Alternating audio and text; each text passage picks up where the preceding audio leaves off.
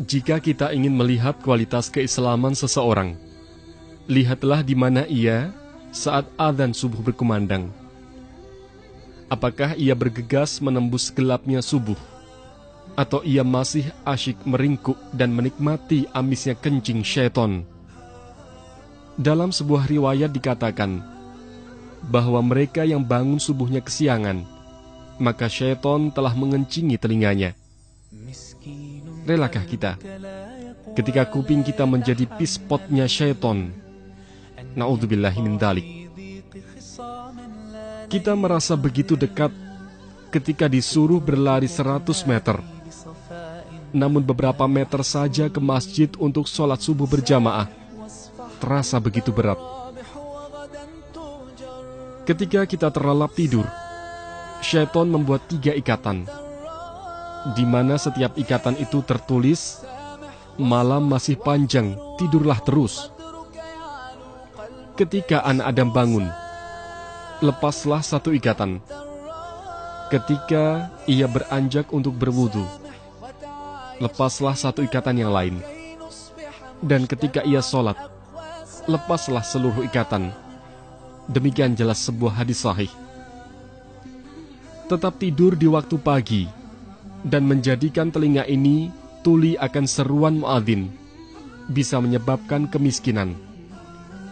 Kalaupun tidak miskin secara materi, maka akan miskin kesehatan.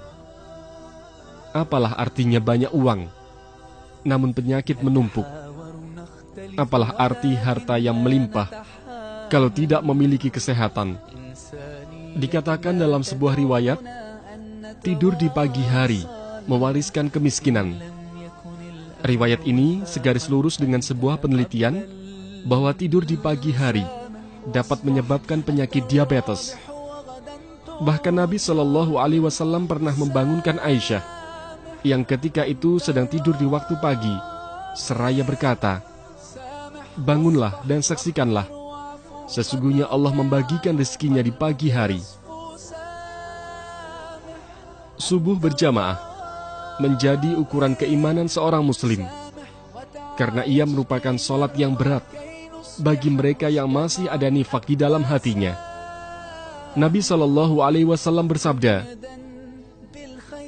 "Inna afqala salatin 'alal munafikina salatul isya'i wa salatul fajri, walau ya'lamuna ma fihima la'atauhuma walau habwa." Sesungguhnya sholat yang paling berat dilaksanakan oleh orang-orang munafik adalah sholat isya dan sholat subuh. Sekiranya mereka mengetahui keutamaan keduanya, niscaya mereka akan mendatanginya, sekalipun dengan merangkak. Sholat subuh begitu memberatkan langkah, karena hadir di saat kita asyik menikmati empuknya kasur.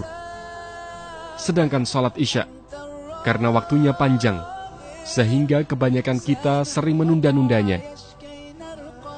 Sholat subuh berjamaah di masjid memiliki keutamaan yang luar biasa, sehingga betapa meruginya jika seorang insan beriman melewatkannya. Jika kita sanggup sholat subuh berjamaah di masjid, tentu mudah bagi kita untuk menunaikan sholat-sholat lainnya dengan berjamaah. Salah satu penyebab masuk surga bagi seorang hamba adalah sholat subuh secara berjamaah. Rasulullah Shallallahu Alaihi Wasallam bersabda, "Man shallal bardaini dakhalal jannah." Barang siapa yang mengerjakan sholat bardain, yaitu sholat subuh dan asar, maka dia akan masuk surga. Jangan berbicara Islam terlalu tinggi kalau kita tak mampu berjamaah subuh di masjid.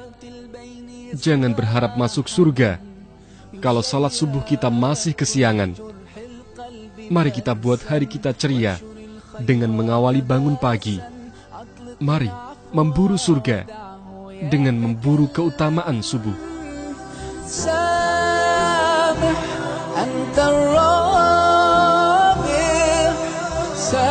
واصفح واغفر واعفو قدرك يعلو قلبك يصفو سامح أنت الرابع سامح وتعايش كي نرقى كي نصبح مجتمعا أقوى.